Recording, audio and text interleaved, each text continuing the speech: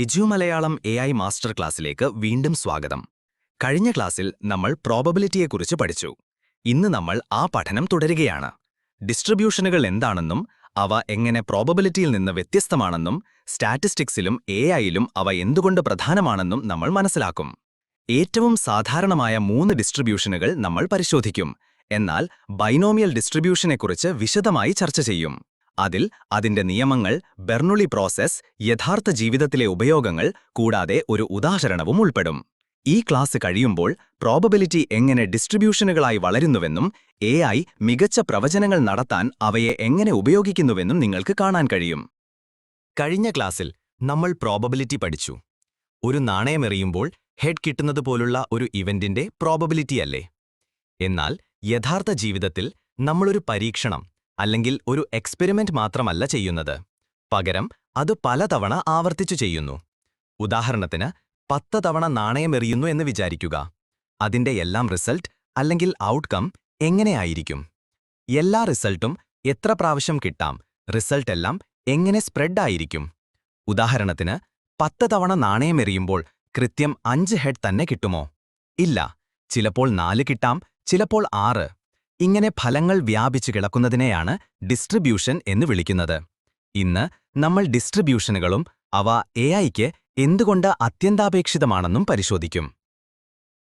എന്താണ് പ്രോബബിലിറ്റിയും ഡിസ്ട്രിബ്യൂഷനും തമ്മിലുള്ള വ്യത്യാസം? പ്രധാന വ്യത്യാസം ഇതാണ്. പ്രോബബിലിറ്റി ഒരു ഇവന്റിൽ ഒരു ഫലം അല്ലെങ്കിൽ ഒരു റിസൾട്ട് കിട്ടാനുള്ള സാധ്യത എന്താണ് എന്നതിനുള്ള ഉത്തരം നൽകുന്നു.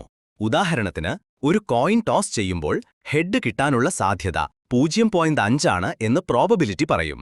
എന്നാൽ ഡിസ്ട്രിബ്യൂഷൻ ആവർത്തിച്ചുള്ള പരീക്ഷണങ്ങളിൽ അല്ലെങ്കിൽ റിപ്പീറ്റഡ് ഇവന്റ്സിൽ എല്ലാ സാധ്യമായ ഫലങ്ങളും എങ്ങനെ സ്പ്രെഡായി അല്ലെങ്കിൽ വ്യാപിച്ചു കിടക്കുന്നു എന്നതിനുള്ള ഉത്തരം നൽകുന്നു. ഉദാഹരണത്തിന്, 10 പ്രാവശ്യം കോയിൻ ടോസ് ചെയ്താൽ എത്ര പ്രാവശ്യം ഹെഡ് കിട്ടും എന്നതിനുള്ള ഉത്തരം ഡിസ്ട്രിബ്യൂഷൻ നൽകും. AIയിൽ നമുക്കൊരു ഉത്തരം മാത്രം പോരാ. ഡേറ്റയിൽ വരുന്ന അൺസർട്ടനിറ്റി അല്ലെങ്കിൽ അനിശ്ചിതത്വം നമ്മുടെ മോഡൽ കൈകാര്യം ചെയ്യണം. അതുകൊണ്ടാണ് ഡിസ്ട്രിബ്യൂഷനുകൾ പ്രോബബിലിറ്റിയുടെ സ്വാഭാവിക അടുത്ത പടിയാകുന്നത്. ഒരു ഡിസ്ട്രിബ്യൂഷൻ എന്നത് ഒരു സെറ്റ് ഓഫ് ഇവന്റ്സിന്റെ എല്ലാ ഫലങ്ങൾക്കുമുള്ള പ്രോബബിലിറ്റികൾ ചിട്ടപ്പെടുത്താനുള്ള ഒരു വഴിയാണ്. ഞാനൊരു നാണയം 10 തവണ എറിഞ്ഞാൽ 0 ഹെഡ് കിട്ടാനുള്ള പ്രോബബിലിറ്റി, 1 ഹെഡ് കിട്ടാനുള്ള പ്രോബബിലിറ്റി, 2 ഹെഡ് കിട്ടാനുള്ള പ്രോബബിലിറ്റി, ഇങ്ങനെ 10 ഹെഡ് കിട്ടാനുള്ള പ്രോബബിലിറ്റി വരെ ഒരു ഡിസ്ട്രിബ്യൂഷനായി ക്രമീകരിക്കാം. ഡിസ്ട്രിബ്യൂഷനിൽ 2 കാറ്റഗറി ഉണ്ട്. ആദ്യത്തേത് ഡിസ്ക്രീറ്റ് ഡിസ്ട്രിബ്യൂഷൻ. ഉദാഹരണത്തിന്, നേരത്തെ പറഞ്ഞതുപോലെ കോയിൻ ടോസിംഗ്. ഇവിടെ 1 ഹെഡ്, 2 ഹെഡ് എന്നിങ്ങനെ ഔട്ട്കം അല്ലെങ്കിൽ ഫലങ്ങൾ നമുക്ക് എണ്ണാൻ പറ്റും. ഇങ്ങനെയുള്ള ഡിസ്ട്രിബ്യൂഷനെയാണ് ഡിസ്ക്രീറ്റ് ഡിസ്ട്രിബ്യൂഷൻ എന്ന് പറയുന്നത്. ഡിസ്ട്രിബ്യൂഷനിലെ രണ്ടാമത്തെ കാറ്റഗറി കണ്ടിന്യൂസ് ഡിസ്ട്രിബ്യൂഷൻ ആണ്. ഉദാഹരണത്തിന്, ടെമ്പറേച്ചർ അല്ലെങ്കിൽ ആൾക്കാരുടെ ഹൈറ്റ്. ഇവിടെ ഔട്ട്കം കറക്റ്റായി എണ്ണാൻ പറ്റുന്നതല്ല. Height 100 centimetre, 101 centimetre, 101.5 centimetre, 101.52 centimetre, ഇങ്ങനെ എത്ര വേണമെങ്കിലും ആകാം.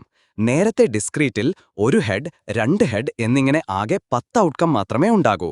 പക്ഷെ ഇവിടെ അങ്ങനെയല്ല, എത്ര ഔട്ട്കം വേണമെങ്കിലും ഉണ്ടാകാം. അതുകൊണ്ട് കണ്ടിന്യൂസ് ഡിസ്ട്രിബ്യൂഷനിൽ ഔട്ട്കം ഒരു ബാൻഡായാണ് കണക്കാക്കുന്നത്. ഉദാഹരണത്തിന്, ഹൈറ്റ് 100 മുതൽ 105 സെന്റിമീറ്റർ വരെ ഒരു ഔട്ട്കം, 105 മുതൽ 110 സെന്റിമീറ്റർ വരെ രണ്ടാമത്തെ ഔട്ട്കം എന്നിങ്ങനെ. അങ്ങനെ ഡിസ്ട്രിബ്യൂഷൻ 2 കാറ്റഗറി, ഡിസ്ക്രീറ്റും കണ്ടിന്യൂവസും.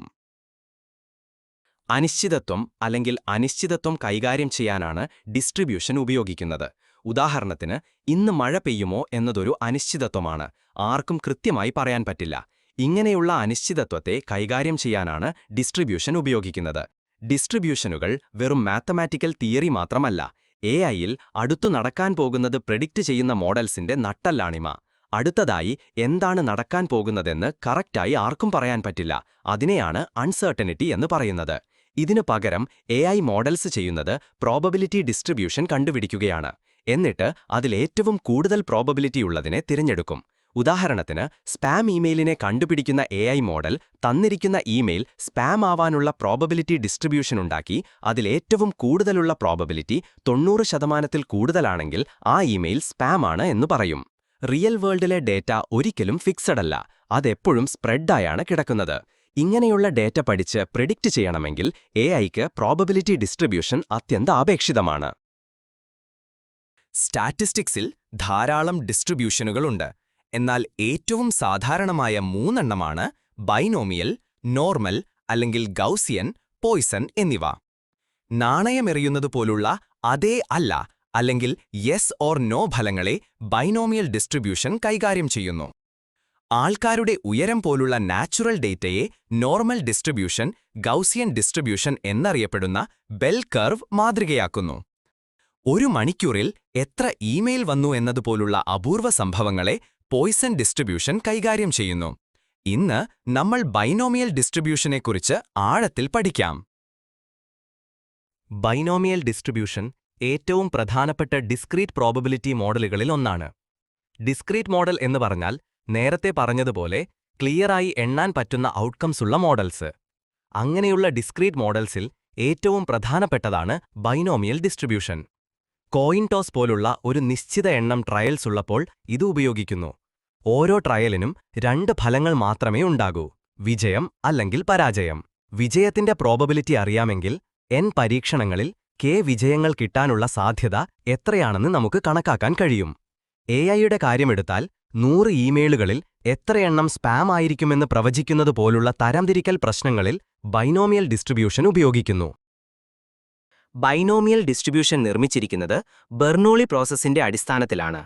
ഒരു ബെർണൂളി ട്രയൽ എന്നത് 2 സാധ്യതകൾ മാത്രം, വിജയം അല്ലെങ്കിൽ പരാജയം, ഉള്ള ഒരൊറ്റ പരീക്ഷണമാണ്. ഇത്തരം പരീക്ഷണങ്ങൾ പലതവണ ആവർത്തിക്കുന്നതാണ് ഒരു ബെർണൂളി പ്രോസസ്സ്.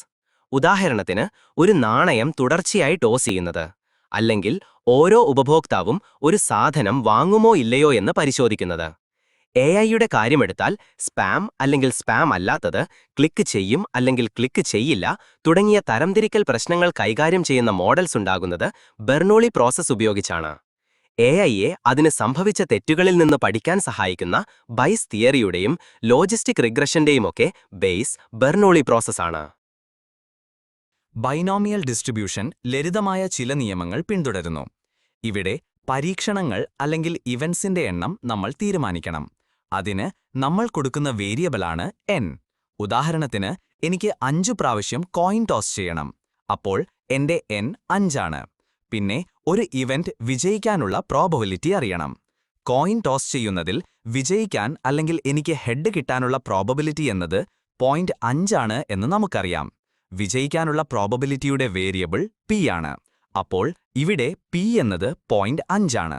അടുത്തതായി നമുക്ക് വേണ്ടത് എന്റെ ഇവന്റ് പരാജയപ്പെടാനുള്ള പ്രോബബിലിറ്റിയാണ്. അതിനെ നമ്മൾ q എന്ന് വിളിക്കാം. p അറിയാമെങ്കിൽ q കണ്ടുപിടിക്കാൻ എളുപ്പമാണ്. കാരണം q = 1 - p ആണ്. അതായത് 1ൽ നിന്ന് p കുറച്ചാൽ q കിട്ടും. അടുത്തതായി വേണ്ടത് എനിക്ക് n ഇവന്റ്സിൽ എത്ര വിജയം വേണമെന്നതാണ്. അതിനെ നമ്മൾ k എന്ന് വിളിക്കുന്നു. ഈ ഉദാഹരണത്തിൽ 5 പ്രാവശ്യം കോയിൻ ടോസ് ചെയ്താൽ എനിക്ക് 3 പ്രാവശ്യം ഹെഡ് കിട്ടാനുള്ള പ്രോബബിലിറ്റി ഡിസ്ട്രിബ്യൂഷൻ കണ്ടുപിടിക്കാൻ നമ്മുടെ കയ്യിൽ വേണ്ടത് അല്ലെങ്കിൽ ഉള്ളത് n = 5, k = 3, p = 0.5, q = 0.5. ഈ വേരിയബിൾസ് നമുക്ക് ബൈനോമിയൽ ഡിസ്ട്രിബ്യൂഷൻ കണ്ടുപിടിക്കാനുള്ള ഫോർമുലയായ പ്രോബബിലിറ്റി ഡിസ്ട്രിബ്യൂഷൻ സമം n ചൂസ് k ഗുണിക്കണം p പവർ k ഗുണിക്കണം q പവർ n - k എന്ന ഫോർമുലയിൽ ചേർത്ത് കഴിഞ്ഞാൽ നമുക്ക് 5 ഇവന്റ്സിൽ 3 ഹെഡ് കിട്ടാനുള്ള പ്രോബബിലിറ്റി ഡിസ്ട്രിബ്യൂഷൻ കിട്ടും. ഈ ഫോർമുലയാണ് എഐയിലെ പല പ്രോബബിലിറ്റി മോഡലുകളുടെയും നട്ടെല്ല്. ഫോർമുല കണ്ടു പേടിക്കേണ്ട, ഇത് കാണാതെ പഠിക്കേണ്ട ആവശ്യമില്ല. ഇതൊക്കെ നമ്മുടെ കോഡ് ചെയ്തോളും. പക്ഷേ ഇതെന്താണെന്ന് അറിഞ്ഞിരിക്കണം. ഈ ഫോർമുല ഇത്രയേ പറയുന്നുള്ളൂ: ഒരു പരീക്ഷണം n തവണ ആവർത്തിച്ചാൽ കൃത്യം k വിജയങ്ങൾ കിട്ടാനുള്ള പ്രോബബിലിറ്റി എത്രയാണ്. n ചൂസ് k എന്ന പദം ആ വിജയങ്ങൾ എത്ര രീതിയിൽ സംഭവിക്കാമെന്ന് കണക്കാക്കുന്നു. അതായത് നമ്മുടെ ഉദാഹരണത്തിൽ 5ൽ 3 ഹെഡ് കിട്ടണമെങ്കിൽ ഏതൊക്കെ രീതിയിൽ കിട്ടാം? Head head head, tail tail, ഇങ്ങനെ കിട്ടാം. പിന്നെ head head tail head tail, ഇങ്ങനെയും കിട്ടാം. പിന്നെ ഹെഡ് ടെയിൽ എന്ന രീതിയിലും കിട്ടാം. അങ്ങനെ എത്ര കോമ്പിനേഷനിൽ നമുക്ക് വേണ്ട റിസൾട്ട് കിട്ടാമെന്നാണ് n ചൂസ് k പറയുന്നത്. ഇവിടെ ഉദാഹരണത്തിൽ 10 കോമ്പിനേഷനിൽ നമുക്ക് 3 ഹെഡും 2 ടെയിലും കിട്ടാം. അപ്പോൾ n ചൂസ് k എന്നത് ഇവിടെ 10 ആണ്. p റേസ് ടു k അല്ലെങ്കിൽ p പവേർഡ് k വിജയങ്ങൾ സംഭവിക്കാനുള്ള പ്രോബബിലിറ്റിയെക്കുറിച്ച് നമ്മളോട് പറയുന്നു. q raise to n - k അല്ലെങ്കിൽ q പവേർഡ് n - k പരാജയങ്ങൾ സംഭവിക്കാനുള്ള പ്രോബബിലിറ്റിയെക്കുറിച്ച് പറയുന്നു. ഇവയെല്ലാം ഗുണിച്ചാൽ നിങ്ങൾക്ക് n പരീക്ഷണങ്ങളിൽ കൃത്യം k വിജയങ്ങൾ കിട്ടാനുള്ള പ്രോബബിലിറ്റി ലഭിക്കും. അത്രമാത്രം. ഇതൊക്കെ കണ്ട് കൺഫ്യൂഷൻ ആയെങ്കിൽ പേടിക്കണ്ട. നമുക്ക് ബൈനോമിയൽ ഡിസ്ട്രിബ്യൂഷൻ കണ്ടുപിടിക്കാൻ എന്തൊക്കെ വേണമെന്നറിഞ്ഞാൽ മതി. എന്തൊക്കെയാണ് വേണ്ടത്? n വേണം, p വേണം, q വേണം, പിന്നെ kയും വേണം. ഇതൊക്കെ എന്താണെന്ന് അറിയാമല്ലോ. n എന്നാൽ ടോട്ടൽ ഇവന്റ്സ്, p എന്നാൽ വിജയിക്കാനുള്ള പ്രോബബിലിറ്റി, q എന്നത് പരാജയപ്പെടാനുള്ള പ്രോബബിലിറ്റി, പിന്നെ k എന്നാൽ നമുക്ക് എത്ര പ്രാവശ്യം വിജയം വേണമെന്നതിനെയാണ് സൂചിപ്പിക്കുന്നത്. ഇതൊക്കെയുണ്ടെങ്കിൽ നമുക്ക് ബൈനോമിയൽ ഡിസ്ട്രിബ്യൂഷൻ കണ്ടുപിടിക്കാം. നേരത്തെ പറഞ്ഞ ഉദാഹരണം നമുക്ക് ഒന്നുകൂടി നോക്കാം. ഞാനൊരു നാണയം 5 തവണ എറിഞ്ഞാൽ കൃത്യം 3 ഹെഡ് കിട്ടാനുള്ള പ്രോബബിലിറ്റി എത്രയാണ്? n 5 ആണ്, k 3, p 0.5, qവും 0.5. ഇത് ബൈനോമിയൽ ഫോർമുല ഉപയോഗിച്ച് കണക്കാക്കുമ്പോൾ ഉത്തരം 31.25% എന്ന് വരും. അതായത് ഒരു നാണയം 5 പ്രാവശ്യം ടോസ് ചെയ്താൽ 3 പ്രാവശ്യവും ഹെഡ് കിട്ടാനുള്ള പ്രോബബിലിറ്റി ഏകദേശം 32%. AI-യുടെ ഉദാഹരണം എടുത്താൽ പ്രെഡിക്റ്റ് ചെയ്യുന്ന ഒരു മോഡലും 100% കറക്റ്റ് ആവണമെന്നില്ല. ഒരു ഇമെയിൽ സ്പാം ഫിൽട്ടർ മോഡലിന് 50% കറക്റ്റ് പ്രെഡിക്റ്റ് ചെയ്യാനുള്ള കപ്പാസിറ്റി ഉണ്ടെന്ന് കരുതുക. എന്നാൽ 5 ഇമെയിലുകളിൽ കൊടുത്താൽ അതിൽ കൃത്യം 3 എണ്ണം സ്പാം ആണ് എന്ന് കണ്ടെത്താനുള്ള സാധ്യത ഏകദേശം 32%. ഇത് ബൈനോമിയൽ പ്രോബബിലിറ്റി എങ്ങനെ AI-യുടെ പ്രകടന വിലയിരുത്തലുമായി നേരിട്ട് ബന്ധപ്പെട്ടിരിക്കുന്നു എന്ന് കാണിച്ചുതരുന്നു. Binomial distribution എല്ലായിടത്തുമുണ്ട്. ഫാക്ടറികളിൽ ഒരു ബാച്ചിൽ എത്ര കേടുവന്ന ഉൽപ്പന്നങ്ങളുണ്ട് എന്ന് കണ്ടെത്തുന്നതുപോലുള്ള ക്വാളിറ്റി കൺട്രോളിനു വേണ്ടി ബൈനോമിയൽ ഡിസ്ട്രിബ്യൂഷൻ ഉപയോഗിക്കുന്നു. മരുന്ന് പരീക്ഷണങ്ങളിൽ എത്ര രോഗികൾ ചികിത്സയോട് പ്രതികരിക്കുന്നു എന്ന് കാണാൻ ഇത് ഉപയോഗിക്കുന്നു. മാർക്കറ്റിംഗിൽ പരസ്യങ്ങളിൽ ക്ലിക്ക് ചെയ്യാനുള്ള നിരക്ക് പ്രവചിക്കാൻ ഇത് സഹായിക്കുന്നു.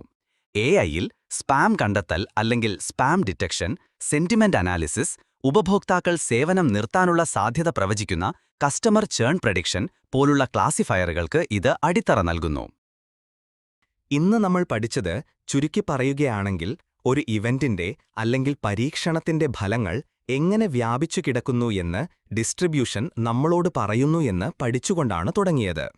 പിന്നെ നമ്മൾ പ്രധാനപ്പെട്ട 3 തരം ഡിസ്ട്രിബ്യൂഷനുകളെക്കുറിച്ച് പഠിക്കുകയും ബൈനോമിയൽ ഡിസ്ട്രിബ്യൂഷനിൽ ശ്രദ്ധ കേന്ദ്രീകരിക്കുകയും ചെയ്തു. ബൈനോമിയൽ ഡിസ്ട്രിബ്യൂഷൻ ബെർണോളി പ്രോസസ്സിന്റെ അടിസ്ഥാനത്തിലുള്ള യെസ് ഓർ നോ ഫലങ്ങൾ മനസ്സിലാക്കാൻ അത്യാവശ്യമാണെന്നും ഇതിന്റെ ഫോർമുല ഒന്നിലധികം വിജയങ്ങൾക്കുള്ള പ്രോബബിലിറ്റികൾ കണക്കാക്കാൻ സഹായിക്കുന്നു പഠിച്ചു. ഏറ്റവും പ്രധാനമായി ബൈനോമിയൽ ഡിസ്ട്രിബ്യൂഷൻ AI-യിലെ ഒരു അടിസ്ഥാന ഘടകമാണ്. ഇത് പ്രവചനങ്ങളും തരംതിരിക്കലുകളും നടത്താൻ മോഡലുകളെ സഹായിക്കുന്നു എന്നുമാണ് ഇന്ന് പഠിച്ചത്. ഇന്നത്തേക്ക് ഇത്രയും മതി. ബാക്കി നമ്മൾ അടുത്ത ക്ലാസ്സിൽ പഠിക്കാം.